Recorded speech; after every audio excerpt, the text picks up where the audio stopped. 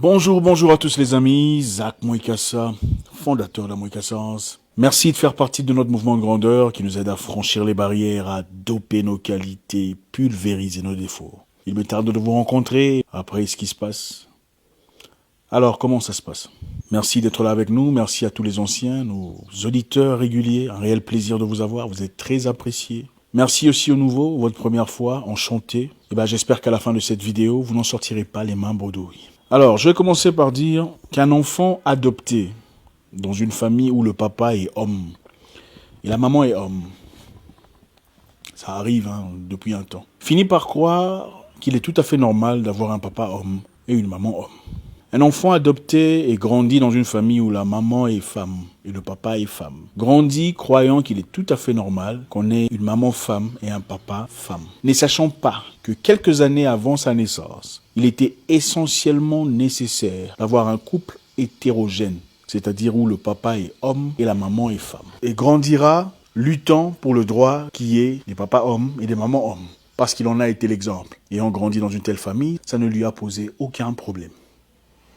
La plupart d'entre nous grandissons selon nos religions parce que nous sommes nés dans telle religion. C'est-à-dire un chrétien nécessairement, la plupart sont chrétiens aujourd'hui parce qu'ils ont grandi dans une famille où papa était chrétien, maman était chrétienne aussi, les frères étaient chrétiennes évidemment. Et il était essentiel que tout le monde soit chrétien. Les musulmans, généralement, c'est la même chose. On est musulman très souvent parce que papa était musulman, maman était les frères aussi. On a grandi dans un environnement musulman et on trouve tout à fait normal d'avoir sa vie basée sur les enseignements de l'islam. Et on associe sa vie privée, sa vie sociale, son travail, sa vie politique, si on l'est, à ses croyances islamiques. La religion joue un rôle très important dans la vie de l'humain croyant. Ses espérances, son avenir, son espoir est souvent basé sur les Écritures, l'évangile prêché par sa religion. Sa direction de vie est essentiellement structurée sur sa foi, sa croyance. L'être humain vit sur base d'espoir. Sans l'espoir, il meurt. Et son espoir est naturellement basé, forgé sur sa religion, pour un croyant. L'être humain a le besoin essentiel de satisfaire son Dieu, de faire plaisir au Créateur, à l'être suprême, pas seulement pour son bien, pour un avenir meilleur, mais aussi pour un au-delà meilleur. Les dirigeants, les rois, les chefs, les guides, depuis la nuit de temps, ont compris ce fait. Ils ont compris le désir nécessaire de l'humain de se conforter à son Dieu, son Créateur, à travers la religion. Et ont fait de sorte à ce que leur politique va nécessairement, si pas essentiellement, en accord avec la religion adoptée par ceux qui sont assujettis par eux. Dans le Moyen-Âge, l'État allait nécessairement en accord avec la religion. Ce que disait l'État était confirmé par la religion. Ce qui était présenté par l'État était corroboré et affirmé par la religion. Voilà pourquoi vous verrez quelque part écrit « À César ce qui est à César, à Dieu ce qui est à Dieu ». C'est-à-dire, ne vous occupez pas de César, même si César vous chicote, vous flagelle, vous abat, vous détruit, vous viole. Laissez ça entre les mains de Dieu. Quand certains sont venus en Afrique, ils nous ont essentiellement dit « Heureux le pauvre, car le royaume des cieux les appartient ». En attendant, ils paupérisaient les nations, ils volaient les richesses. La religion joue un rôle très important dans la vie de l'être humain. Les Chinois l'ont compris. Ils vont réécrire la Bible et le Coran à leur sauce. Comme je l'ai dit précédemment, un enfant qui naît d'une famille où le papa est homme, maman est homme, papa est femme, maman est femme, ne connaît que ça. Et ne posera jamais de questions, ne remettra jamais en question ce fait. Parce que c'est tout ce qu'il a connu. Ceux qui vivront essentiellement après nous, qui ne connaîtront que cette version de la Bible, qui sera bientôt présentée par les Chinois, ne connaîtront que ça. Ne la remettront jamais en question. Parce que ce sera la seule version qu'ils auront connue. Les Chinois veulent adapter la Bible à leurs croyances. Pas seulement leurs croyances, mais leur direction, en communauté et en social. Leur vision. Si ce que je peux vous faire subir dans mon programme d'asservissement peut être corroboré par la Bible, vous ne me remettrez jamais en question, si vous êtes chrétien. Voilà pourquoi il a été difficile de faire tomber des dictateurs qui ont violé, tué, massacré, abattu beaucoup de gens. Pourquoi? Parce que quelqu'un a dit « toute autorité vient des dieux ». Il faut attendre. Quand des membres d'un gouvernement brutal entrent dans votre maison, battent votre mère devant vous et veulent violer votre fille, vous avez deux choix. Soit dire « toute autorité vient de Dieu », comme écrit, ou vous rébellez et vous fâchez, comme un homme. Ça dépend de vous. Vous voyez combien ça devient compliqué.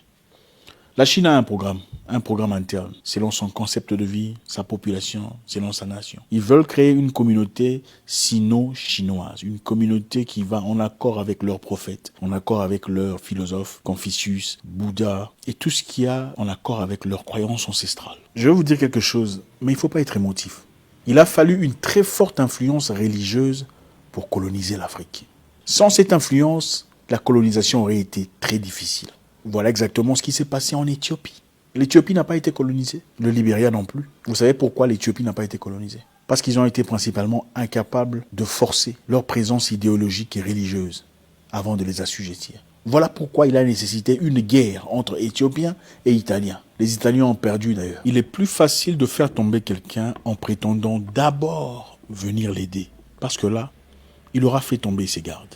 C'est exactement ce qu'ont fait les Européens en venant en Afrique. Nous sommes venus vous civiliser. Ce que vous faites, ce n'est pas bien. Mais en attendant, il y avait une autre politique. Une politique militaire, une politique d'occupation. Les Chinois avaient, il y a quelques années, 250 millions de chrétiens, mais qui ont été forcés silencieusement à adopter une nouvelle version du christianisme.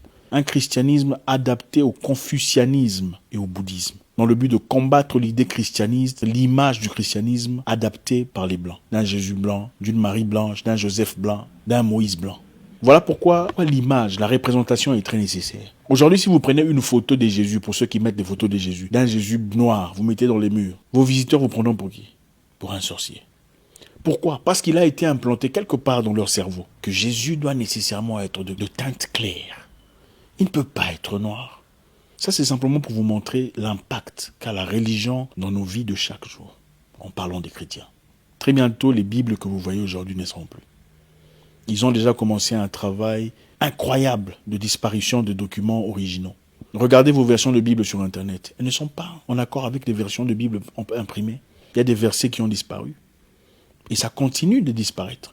Il y a des versets adaptés à leurs croyances, à leurs idées. Et ça continue d'être adapté. Il y a des versets qui disent que Jonathan et David étaient des amoureux, pas des amis en réalité. Et ça continue d'être fait. Et ça, c'est justement pour faire accepter le mariage entre hommes. On présente les versets de David et Jonathan disant qu'ils étaient, regardez comment ils étaient amis fidèles. Ils étaient amis fidèles dans le sens amoureux, ce n'était pas de l'amitié. Donc chacun a son agenda, chacun a son programme, chacun a ses idées qui peuvent être facilement imbriquées à travers la croyance. Et il faut faire très attention. Déjà pour vous dire que les premières versions de la Bible importées en Afrique pendant la colonisation étaient déjà adaptées à la colonisation. Pour ceux qui n'ont jamais suivi le discours du roi de Belge, je vous encourage de le suivre. Sur Internet, c'est disponible. Le discours du roi des Belges aux missionnaires. Rappelez à l'homme noir qu'il n'y a pas d'autre chemin vers le cieux qu'à travers nous. Heureux le pauvre, car le royaume des cieux les appartient. En attendant, vous pillez les richesses. Vous prenez leurs biens. Vous prenez tout ce qu'ils ont. C'est une façon d'amadouer les esprits, d'adoucir les guerriers, de fatiguer les gens. Les autorités ont compris que la religion peut représenter une force opposante à leur carnet d'ambition. Ils feront tout ce qu'ils peuvent pour l'éteindre, pour le tuer dans son œuf. Les chrétiens sont persécutés en Chine. Les musulmans sont persécutés depuis 1400 ans en Chine. Il y en a 60 millions, les Ouïghours ou Ouïghours, qui vivent en détention, en prison à ciel ouvert, dans le nord de la Chine. Comme ils ont remarqué après autant de siècles l'incapacité de pouvoir éteindre la religion, comme on le dit souvent, si vous ne pouvez pas le vaincre, il faut vous associer à eux. Ils veulent justement venir s'allier à la religion, mais pour l'adapter à leur goût. Alors, quelle en est la conclusion? Je ne ferai pas de conclusion, malheureusement, que chacun fasse sa conclusion adaptée à sa situation. Mon rôle à moi, c'est de passer le message tel qu'il est, afin que chacun s'adapte, chacun s'organise, chacun se prépare. Il est difficile de résister à un ennemi farouche sans information. Il est nécessaire d'avoir l'information. Pour combattre quelqu'un de fort, il faut au moins avoir connaissance de ce qu'il a comme arsenal. Malheureusement, on a compris que les Africains, généralement, aiment trop l'argent.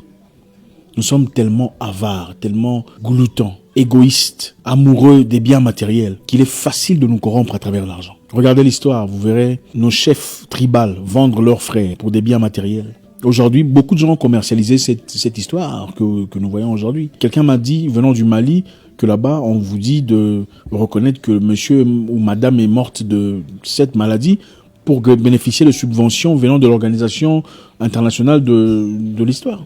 C'est une honte. Ce n'est pas une question de faim ou de manque d'argent ou de difficulté, absolument pas. C'est une question de caractère, de manque de personnalité. On ne devient pas prostitué par manque d'argent. Ce n'est pas tout le monde qui le fait. Sinon, toutes les femmes qui travaillent comme domestiques seraient toutes prostituées. C'est une question de personnalité. Mais on a malheureusement compris que le moyen d'entrée, c'est de l'argent. Voilà pourquoi même le monsieur qui fait des ordinateurs a donné 10 millions de dollars au Parlement nigérian. Je pense qu'il est important que nous soyons préparés, que nous comprenions dans quelle direction nous partons. Tout le monde veut notre Afrique. Mais probablement sans les Africains. Il est de notre responsabilité de nous y opposer. Et si on ne le fait pas par force, on le fera à travers peut-être la religion, à travers des subventions, à travers des gens vendus qui essaieront d'introduire des choses complètement externes, exogènes à notre culture, à notre direction. Aujourd'hui, la Zambie n'appartient plus aux Zambiens. Il y a des endroits en Zambie interdits aux Zambiens. Il y a des restaurants en Zambie interdits aux Zambiens. Comment ils en sont arrivés là? L'argent. Il y a des églises adaptées aujourd'hui en Zambie, prêchant des évangiles complètement différents. Comment ils en sont arrivés là? L'argent. Ils ont un programme bien spécifié où il faut sponsoriser des grands pasteurs, des hommes des dieux, pour prêcher des évangiles nouveaux, pour prêcher une matière totalement nouvelle, inspirée depuis quelque part. Moyennant quelques millions d'euros. Et comme on le sait, vous et moi, beaucoup de personnes ne remettent jamais en question ce que le pasteur a dit. Quand le pasteur dit « il faut quitter ton mari », Dieu m'a dit, il quitte. Je connais même une femme qui me dit, le pasteur lui a dit de quitter l'homme avec qui il a partagé sa vie depuis l'école primaire pour un monsieur qui, d'après le pasteur, était plus adapté selon le Seigneur. Elle a quitté pour cet homme. Quelques temps plus tard, ce même homme a récupéré tout son argent, tout son commerce et est parti devenu réfugié à Hong Kong.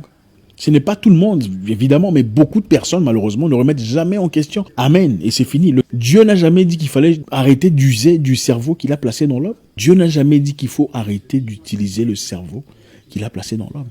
Dieu fait sa part. L'homme fait sa part. L'objectif est d'adapter la Bible et de distribuer gratuitement, massivement, cette même Bible adaptée depuis la Chine à des populations africaines. Donc, si on va dans les lieux reculés de l'Afrique et on vous offre des Bibles, vous allez refuser? Combien de gens refusent des choses gratuites? Parce qu'évidemment, quand on vous présente un cadeau, on ne vous dit pas nécessairement le contenu. Et la Bible, on ne vous dira pas ça a été changé, on vous dira voilà, une nouvelle Bible. Voilà une Bible pour vous, gratuitement. Qu'est-ce qui se passe après? Et si on y additionne quelques 3, 4, 5 pasteurs influents qui illicitement soutiennent ce programme parce qu'il y a toujours des vendus, qu'est-ce qu'on fait?